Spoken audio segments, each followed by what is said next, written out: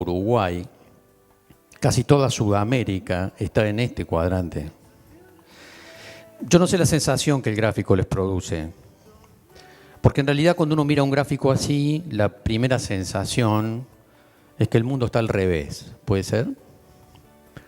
O que al menos está al revés de como lo hemos concebido siempre.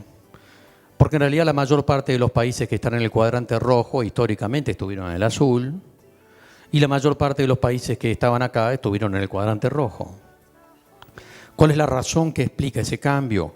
A lo mejor alguno de ustedes pensará, bueno, está bien, lo que pasa es que vos hiciste este gráfico es la foto del mundo en este momento porque Europa está en crisis. Y como Europa tiene muchos problemas, vos justo sacaste la foto instantánea y da este resultado. Sin embargo, no es así. El gráfico está tomando el promedio 2005-2009. Quiere decir que esta es efectivamente la foto de la economía mundial en este momento, pero era la foto de la economía mundial el año pasado, el anteaño, el anterior, el anterior, el anterior y el anterior. Es cómo funciona el mundo, en realidad, desde que comenzó este siglo. Si esto es así, quiere decir que algo está ocurriendo en la economía mundial que está cambiando las reglas de juego sobre las cuales operó la economía mundial en el siglo anterior. Y por supuesto que uno podría mirar otros elementos como este, por ejemplo. Este es el precio de los commodities. Este es un índice que se llama el índice CRB, se calcula en Londres. Mide el promedio de precios, en realidad, de los precios de los granos, las harinas y los aceites, los metales, el petróleo, la leche en polvo, la carne. Y ustedes lo que tienen, por supuesto, es, desde la década del 90, pensemos, los precios de los commodities, que volátiles, por supuesto, como siempre, suben y bajan. Pero si ustedes se fijan lo que pasa desde el año 2002, encuentran lo que denominamos un cambio de tendencia. Un cambio de tendencia. En realidad, el aumento de los precios de los commodities entre el 2002 y el 2008, digamos que no tiene antecedentes en la historia del capitalismo. Y lo que sigue después en esa caída, por supuesto, es la caída de los precios de la crisis del 2008. Ahora, fíjense que la crisis del 2008 para la economía mundial es tal vez la peor crisis de los últimos 70 años. Y los precios, por supuesto, que se derrumbaron. Ahora, si ustedes se fijan el piso de los precios de una crisis que decimos es la peor de 70 años y los comparamos con los mejores precios de la década del 90, estamos viendo que efectivamente allí hay un cambio de tendencia. La pregunta sería ¿por qué está ocurriendo esto? Que es parte del proceso, en realidad, de por qué uno tiene que mirar este cuadro, ¿puede ser? Es muy común que en la Argentina, digamos, bueno, la Argentina está puesta en este cuadrante azul porque tiene viento de cola. Y se dice que ese viento de cola, por supuesto, tiene que ver con este gráfico, ¿puede ser? Con el aumento de los precios de los commodities a partir del 2002. Eso, por supuesto, que es un fundamento fuerte y básicamente correcto. Pero en realidad decimos que el proceso es mucho más global. Porque cuando miramos este gráfico yo me encuentro gente que me dice, sí, bueno, pero en realidad, claro, Argentina está en este cuadrante porque tiene viento de cola. Ahora Chile, Brasil, qué gobiernos, ¿eh? Esos son gobiernos. Esos países están en el cuadrante azul porque tienen gobiernos buenos. Bueno, en realidad es muy relativo discutir eso. Si yo miro de nuevo el precio de los commodities, en realidad, y miro la situación de Chile, que está acá, ¿qué tengo que decir? Que así como la Argentina exporta soja y otros productos, por supuesto que han subido mucho de precio, Chile exporta en un 60% un solo producto, que se llama cobre, cuyo precio en el mercado internacional subió en este último periodo el doble que el precio de la soja. O sea que si lo de Argentina es viento de cola, lo de Chile no sé cómo podríamos llamarle, huracán de cola, tifón de cola. En realidad, si pensamos en toda Sudamérica en este cuadrante, lo que tenemos que pensar es que en realidad algo está pasando en el mundo que está cambiando el eje de los negocios y el posicionamiento comercial de los distintos países. Y eso, por supuesto, que tiene que ver con una región del mundo, decimos fundamentalmente, que es el sudeste de Asia. Y pensamos que el sudeste de Asia está cambiando la configuración de los negocios a nivel global. Y hay un dato que nos sirve para interpretar eso, que es este gráfico que está aquí. Este cuadro mide el movimiento de contenedores en los principales puertos del mundo. Y obviamente el tamaño de los globitos está expresando el tamaño de esos puertos en términos del movimiento de contenedores. El principal puerto del mundo se llama Singapur. El segundo puerto más importante del mundo se llama Hong Kong. El tercer puerto más importante del mundo se llama Shanghái. El cuarto puerto más importante del mundo se llama Shenzhen, que ya nadie sabe ni dónde queda, no importa. Ahora, fíjense aquí debajo, hay un globito y dice Rotterdam. Ese es el principal puerto de Europa. Y allá arriba hay otro globito que dice Los Ángeles. Ese es el principal puerto de los Estados Unidos. Yo uso siempre este gráfico para plantear lo que está pasando en el mundo. Me parece que es casi violento el gráfico, porque está mostrando cómo están cambiando los ejes del comercio internacional. Y yo uso este gráfico en realidad para decir qué cosa, que la economía mundial está cambiando más rápidamente que nuestra actitud mental para internalizarlo. Cambia más rápido que nosotros mismos mentalmente para interpretar ese proceso. Y por supuesto que acá está la clave de lo que está ocurriendo con gran cantidad de negocios y de mercados. Y eso, por supuesto, es lo que se expresa en el tema alimentos, en la visión de lo que ocurre con esos mercados y las tendencias. Porque cuando decimos, ¿por qué suben los precios de los alimentos? Y mucha gente suele decir, bueno, los precios de los alimentos suben en realidad porque hay más habitantes. Nosotros decimos en realidad esa es una parte bastante débil de la explicación, porque no vemos que haya explosión demográfica en el mundo, todo lo contrario. Por lo tanto, no puede ser una parte central de la explicación decir que los alimentos suben porque hay más personas. Otro factor que se suele utilizar es decir que en realidad los precios de los alimentos suben porque una parte tiene que ver con el uso de maíz o de soja para producir combustible, como se planteaba en la exposición anterior. Nosotros decimos que esa es una parte complementaria de la explicación. Por supuesto, Estados Unidos utiliza 1/3 de su maíz para la producción de etanol y eso obviamente afecta el comportamiento de los precios de los alimentos en los mercados globales, pero nos parece que esa es una explicación también secundaria. Nos parece que la explicación central tiene que ver con el cuadro que mostrábamos recién, con el proceso de cambio del sudeste de Asia, porque en realidad esa región del mundo está creciendo hace 20 años de una manera muy importante. Y está creciendo esa región del mundo y por lo tanto aumentan los ingresos de sus habitantes. Esta es la pieza clave de la explicación. La pieza clave de la explicación es que los mercados mundiales de alimentos están cambiando fundamentalmente por el crecimiento económico del sudeste de Asia y los aumentos de los ingresos de sus habitantes. Y por supuesto que cuando los ingresos de las personas suben desde pisos muy bajos, lo primero que hace esa persona es comer más. No solo comer más, sino comer mejor, cambiar el perfil de la dieta. Entonces no solamente estamos hablando de que los mercados mundiales de alimentos se están dinamizando en términos de precios, está cambiando el perfil del mercado mundial de alimentos, la composición del mercado. Y acá tienen ustedes un ejemplo de ese proceso con una proyección de la FAO, un organismo de Naciones Unidas, proyectado entre el 2008 y el 2017, en relación al dinamismo, digamos, lo sensibles que son determinados mercados al aumento de los ingresos de sus habitantes. Y en primer lugar aparecen los aceites vegetales, ya vamos a hablar de por qué, pero fíjense después lo que son carnes, aves, porcinos, vacunos. Pero fíjense al fondo de la tabla lo que es el arroz. Este gráfico está mostrando esa visión.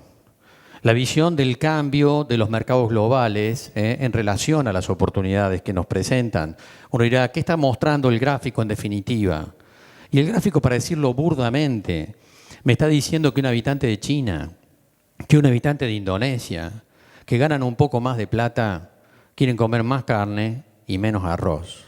No hay que ir a Harvard para darse cuenta, digamos, del proceso global que está planteado en este tema. Y alguien dirá, bueno, pero por el sudeste asiático ¿es tan importante eso? Por supuesto que sí, porque es todo el sudeste asiático el que está mejorando los niveles de ingreso. A veces hablamos mucho y concentramos la visión en China. Nosotros decimos hay que pensar en el sudeste de Asia.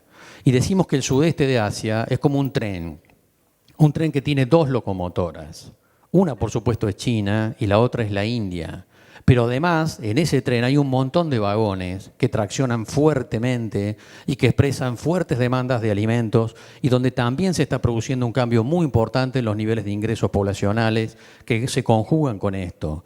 Y cuando yo no solo miro a China, sino que miro el sudeste de Asia en su conjunto, me encuentro que ahí vive, por supuesto, más de la mitad del planeta. Y esto es lo que está cambiando el perfil de los mercados mundiales de alimentos, que se expresa en un montón de negocios que además no existían hace algún tiempo atrás.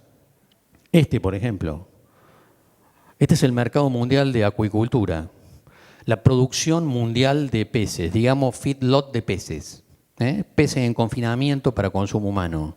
Fíjense lo que es este negocio. Según la FAO, este es el negocio en expansión en alimentos más grande del mundo durante esta década que hemos empezado. Y de hecho es el negocio en expansión más grande del mundo de la década pasada. Y alguien dirá, ¿se puso de moda comer pescado? No, lo que está cambiando, creciendo fuertemente es la demanda de proteína. Este es el tema. Y ahí sí hay una relación técnica. ¿Cuál es la relación técnica? Que un pez en confinamiento en Chile o en el mar de la China, en realidad, puede consumir 1 kilo, mejor dicho, transformar 1,5 kilos de grano en 1 kilo de carne. Algo que no puede hacer ni un pollo, ni un porcino, ni un vacuno. Y acá está la clave de lo que está ocurriendo. Y esto explica por qué estos negocios están creciendo de manera espectacular. Y expresan negocios que tenemos que mirar. Desde Río Cuarto, o desde San Luis, o desde La Pampa. Hace tiempo, por supuesto, que hay empresarios que miran este negocio y están vendiendo premezclas, por ejemplo, a Chile, basadas en harina de soja, mezcladas con maíz o con alguna otra cosa, aprovechando un diferencial de retención, además, en la posición arancelaria, muy importante. Ahora, desde Chile, ¿qué uno percibe? Percibe la visión, por supuesto, de que las premezclas que los chilenos nos compran a nosotros no se utilizan solamente para su producción de acuicultura. Chile reexporta al mundo balanceados formulados de peces hechos con materia prima argentina. Porque nosotros somos re pícaros para hacer negocios, ¿sí?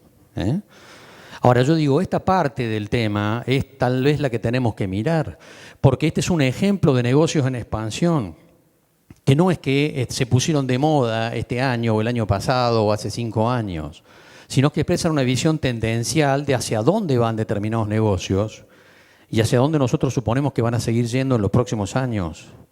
Y si ustedes se fijan, espero que lo tenga por acá, en realidad en ese proceso uno percibe un montón de otros negocios que tenemos que pensar. Iba a mostrar un gráfico sobre los lácteos que no lo tengo, pero que en realidad expresa el proceso de crecimiento de los negocios en términos de la economía argentina.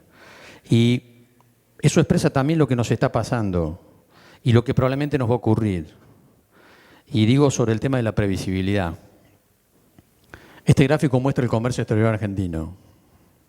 ¿A quién le vendíamos en 1993? ¿Y a quién le vendemos en este momento? Esto es un gráfico del año pasado. La barra amarilla es Europa. Del 29% en el 93 pasó al 17% en este momento. La barra oscura es Estados Unidos, 12% contra el 8%. La barra roja, que es la que me importa mirar, 7% en el 93, 20% ahora, es el sudeste de Asia. No solo China, el sudeste de Asia. Y la barra celeste está expresando a nuestros vecinos, Brasil y el resto de Sudamérica. Y yo estoy seguro que si pudiéramos hacer una torta donde proyectáramos el 2030, esa torta nos diría que lo amarillo va a estar debajo del 10%, que lo oscuro de Estados Unidos puede estar incluso debajo del 5%, que se va a sostener una presencia muy fuerte a nivel de los países vecinos en Sudamérica y que, lo más importante, va a haber una mancha roja que va a ocupar una parte creciente de esa torta. Y yo tengo la impresión de que esto va a ser así por muchas razones que exceden al actual gobierno argentino o al próximo gobierno argentino. Tiene que ver con tendencias complementarias de regiones del mundo que indefectiblemente van conduciendo negocios en determinadas direcciones. Y que es a donde tenemos que mirar nuestro proceso en términos de desarrollo de negocios, pensando que esa película es una película distinta. Y decimos entonces que frente a ese contexto de la economía mundial que es distinto, la Argentina está en otro lugar. Pero no está en otro lugar, decíamos recién, porque en realidad tengamos políticas que estén acompañando eso, sino que estamos en otro lugar de la economía mundial, y eso es lo que nos importa mirar. Y este gráfico nos ayuda a mirar ese contexto. Este es el balance comercial de la Argentina, pero tomando los últimos 30 años, desde la década del 80. Hay una línea que es cero, la diferencia, por supuesto, estamos sumando acá entre lo que le vendemos y le compramos al mundo. Fíjense la década del 90. La década del 90 es un periodo donde la Argentina le vendía al mundo menos de lo que le compraba. Uno diría, ¿cómo hace un país para sobrevivir una década con los números en rojo? Y la respuesta es obvia, ¿sí? Endeudándose. Y esa fue la Argentina en la década del 90 que terminó explotando en el 2001. Ahora, fíjense el comercio de la Argentina desde el 2002 en adelante. Esto no es solo la devaluación de Duhalde, puede ser. Esto está muy asociado, obviamente, al gráfico de los precios de los commodities. Pero no solamente es el gráfico del precio de los commodities, sino que en realidad está mostrando las respuestas productivas que la Argentina dio. Porque saldos comerciales sumamente positivos que tiene el país a lo largo de toda la década, no es solamente que los precios de los granos o de los commodities son más altos, sino que la Argentina produce más del doble de lo que producía la década pasada, porque ampliamos la frontera agrícola, porque desarrollamos todo un contexto de negocios que explican este gráfico. Usted dirá, ¿y por qué querés mostrar este gráfico? En realidad lo quiero mostrar para tratar de complementar la visión del gráfico anterior de que tenemos que pensar de una manera distinta. Porque yo me encuentro gente que hace comparaciones con la década del 80, con la década del 90, que hace comparaciones del funcionamiento de la Argentina con la Argentina pasada. Y nos parece que está mal. Y por eso nos encontramos tanta gente que sigue pensando cosas que por supuesto no ocurren. Yo me dedico al análisis de coyuntura y al análisis de mercados. Y desde el año 2003, después de cada conferencia, después del año 2003, siempre aparecía alguien que me decía, sí, pero la economía argentina está atada con alambre, ¿eh? Esto explota en cualquier momento. Un tipo me decía eso en el 2003, volvía al año siguiente a dar la conferencia y me decía, no estalló, pero ya vas a ver, esto estalla en cualquier momento. Y ha pasado una década y me encuentro que ese tipo sigue diciendo lo mismo. ¿Qué es lo que pienso? Que esa persona está pensando con la lógica mental de la década pasada. Y no interpreta los procesos de cambio que se han producido no en la Argentina, en el mundo, pero que afectan al funcionamiento de la economía argentina. Y por eso decimos que en realidad con este gobierno o con otro, tenemos que pensar la dinámica de la Argentina de otra forma que como la hemos pensado históricamente. Porque hay un cambio muy importante que se está produciendo a nivel global y que está poniendo a la Argentina en otro lugar. Y decimos que a su vez, como eso expresa oportunidades, también expresa amenazas. Porque en realidad el gráfico con el que empezamos esta charla no está desconectado de ese mismo proceso, ¿puede ser? No está desconectado de ese mismo proceso. Y en realidad, frente a la coyuntura, uno se encuentra gente que hoy dice, sí, está bien, pero ¿y el tipo de cambio? ¿No tenemos el dólar de la convertibilidad a esta altura? La respuesta es sí. Este es el tipo de cambio de la Argentina, mirado desde la década del 90 y actualmente. Y en realidad uno podría pensar, ustedes dirán, ¿qué significa este gráfico, no? Ese gráfico me está diciendo que un dólar a 4 pesos con 60 en este momento compra más o menos las mismas cosas que compraba en la góndola un dólar de 1 peso en el 2001. Es decir, que estamos frente a un dólar que es como el de la convertibilidad. Entonces muchos de ustedes dirán, entonces estamos al horno con papa acá.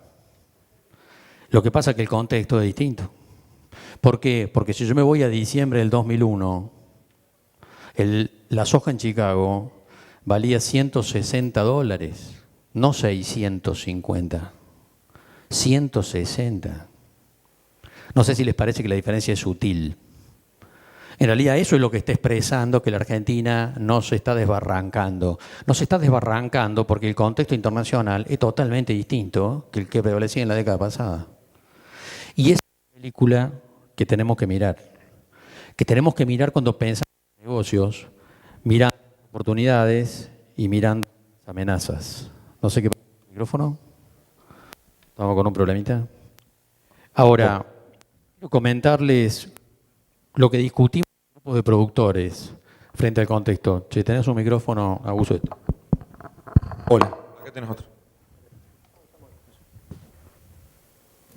No sé si está. Ahí está. Cuando nos reunimos con grupos de productores a discutir, o con las cooperativas, o con los acopiadores, a discutir cadenas de valor, primero miramos las amenazas. Aquí está el signo de los CREA, y la verdad es que con los grupos CREA, o con muchos grupos CREA, estamos trabajando cosas o debatiendo ejes de negocios, y muchas veces me encuentro que en la reflexión de los productores CREA, en el debate de ir por la cadena de valor, muchas veces el planteo de esos productores es que tienen que salir de la zona de comodidad para ir por los proyectos. Y en realidad, por eso hacemos tanto énfasis en el tema de las amenazas. Ahora, quiero plantear esto con ejemplos. El año pasado un grupo de productores en el sur de Buenos Aires que estaba haciendo trigo, por supuesto, y estaba muy disconforme con la política de gobierno en relación a la manipulación del mercado del trigo, decidió pasarse al negocio de la avena. Ahora, en realidad, si uno dice, bueno, en vez de hacer trigo voy a hacer avena, ¿me va a cambiar la vida eso? Por supuesto que no. Pero este grupo de productores decidió ir por una planta de avena arrollada. Es decir, decidió hacer Quaker con la avena. Hacer Quaker para colocar en el mercado internacional, básicamente en el mercado sudamericano. Una planta de avena arrollada, una planta de 60 toneladas días, expresa una inversión de unos $700.000 en equipamiento y tal vez 700 u 800.000 en obra civil. Ese grupo de productores en realidad armó una planta con $1,5 millones. Y uno dirá, $1,5 millones, ¿es mucha plata? Yo estoy pensando en un grupo de productores, no en un productor individual. En un país donde una cosechadora vale $500.000, pensar que un grupo de productores puede industrializar su producción primaria y salir al mercado internacional con una inversión similar a 3 cosechadoras, nos parece que no es un tema tan grave. Y en realidad uno dirá, bueno, el tema del financiamiento es un tema, las alternativas tecnológicas, esas plantas se pueden desarrollar llave en mano, en realidad, y la tecnología está disponible, tanto a nivel nacional como internacional. La infraestructura es un tema en cada localidad, en realidad sobre todo la energética, pero no estoy hablando de un problema de generación, sino que estoy hablando básicamente de un problema de transporte de energía. Hay localidades que tienen energía y otras que no, de acuerdo a cómo viene el transporte en cada región. La logística comercial es un cuco en realidad, que obviamente afecta a muchos grupos de productores y a cooperativas y a acopiadores, pensar en la complejidad de la logística. Nosotros decimos para vender Quaker en Brasil o en Colombia no hace falta tampoco la maestría en Harvard. Hace falta un mínimo proceso de organización logístico. Y los recursos humanos están disponibles. Cuando nosotros miramos todos los problemas que suelen plantearse en un proyecto de industrialización en términos de cadena de valor, siempre decimos que el obstáculo más grande es el punto 6. Es decir, cuando armamos esa planta de avena arrollada o cuando hemos armado molinos harineros con grupos de productores, el principal obstáculo no fue ninguno de los primeros 5. Y en el caso de esa planta de avena arrollada, el principal desafío fue cómo hacer que 15 productores se pusieran de acuerdo para trabajar juntos. En realidad este es el eje. Y lo quiero mostrar con otro ejemplo que nos ocurrió cuando hablamos de la inseguridad, que es algo muy común que tenemos en la mente, la inseguridad de la Argentina, que por supuesto existe, pero que en realidad tenemos que mirar desde el punto de vista de cómo están las reglas de juego. Y lo quiero plantear con un proyecto que entregamos hace unos 15 días de una planta de peleteo de alfalfa. En realidad un grupo de productores en una situación intermedia entre Villa María y San Francisco nos vinieron a ver hace 4 o 5 meses y nos dijeron, hay unos españoles y unos chilenos que compran rollo de alfalfa. ¿Qué hacen con el rollo de alfalfa? Lo que hacían era peleteado para exportación. Bueno, entonces estos productores se pusieron de acuerdo en plantearnos que querían un proyecto. A los 20 días yo tenía justo una conferencia en Trenquelauquen, también con otros productores lácteos, y esos productores lácteos en realidad al final de la reunión me dicen, Carlos, acá hay unos españoles que compran rollo de alfalfa. ¿No sabés qué hacen? Eran los mismos españoles. Los españoles que compraban rollo de alfalfa en las varillas eran los mismos españoles que compraban rollo de alfalfa en Trenquelauquen. Rollos de alfalfa que se subían a un camión e iban a Bahía Blanca. O sea, estamos hablando de un flete, ¿qué flete? Para llevar rollo de alfalfa, más de 400 kilómetros. Ustedes dirán, ¿y la planta de Bahía en realidad hace qué? Hace peleteado de alfalfa para el mercado internacional. Para España no, para todos los mercados internacionales. Ahora, ¿qué impide que un grupo de productores arme ese negocio? O mejor dicho, habrá que pensar que esos españoles le pidieron al gobierno argentino leyes especiales, jueces especiales, reclamaron una jurisdicción distinta para armar el negocio, o son locos que vinieron a armar un negocio en la Argentina y no saben que en este país no pueden hacerse negocio. Esos españoles vinieron porque cuando miran la tasa de rentabilidad del negocio en la Argentina, se encuentran con que vale la pena asumir determinados riesgos. Ahora, si hablamos de una planta de peleteo de alfalfa, de nuevo estamos hablando de una planta de $1,5 millones, de $2 millones, de cifras que están claramente al alcance de nuestro grupo de productores, de nuestras cooperativas, de nuestros acopiadores. Lo que pasa es que en general estamos hablando de cosas que requieren de nuevo prácticas asociativas. Y volviendo sobre esos ejemplos, quiero mostrar, por supuesto, este mismo proceso de las políticas, porque también es claro que hay políticas en relación a eso que tenemos que mirar. Y no quiero meterme en el tema del bio, donde hubo un cambio en las retenciones, que en realidad no podía sorprendernos, pero pensemos esto que está acá, trigo. Si yo exporto trigo, la retención es del 23%. Si yo exporto harina, la retención es del 13%. Y si yo exporto fideos, la retención es del 5%. A mí me parece que la película está clara. Está claro cuál es el mensaje en realidad. Queremos exportar materia prima sin procesar, hay un castigo impositivo. Y en realidad, en la medida en que yo agregue más valor a la producción, ese castigo se va licuando. Y además van desapareciendo progresivamente también los controles vinculados a la exportación. Porque ustedes dirán, pero debe haber controles para todos estos productos. Nadie ha frenado, por supuesto, una exportación de Quaker en ninguna aduana. Y en realidad vengo ayer de Tres Arroyos de reunirme con empresarios a los cuales motivamos en su momento para ir sobre un molino harinero de trigo, pero de trigo candeal para el mercado brasilero. Una inversión de $3 millones de grupos de productores del sur de Buenos Aires. Y hace 2 meses ustedes saben, por supuesto, que hubo una represalia brasilera tomada en realidad por algunas decisiones argentinas que afectaron en su momento los despachos de harina de trigo. Y juntándome con estos productores que están sobre candeal, en realidad les dije, ¿tuvieron problemas con los despachos a Brasil? Y me miraron como sorprendidos, diciéndome, por supuesto que no. Nadie nos frenó un camión. Nadie les frenó un camión del lado argentino jamás, por supuesto, pero tampoco del lado brasilero, porque Brasil necesita muchísimo más el candeal, incluso que la harina del trigo convencional. Y eso es parte de los procesos que nosotros decimos tenemos que mirar. Porque obviamente los que miran esto primero son los más grandes. Cuando yo miro esta grilla de retenciones y miro lo que hizo el grupo Grobo, por ejemplo, ¿qué tengo que decir? Que hicieron 3 molinos harineros en los últimos 6 años.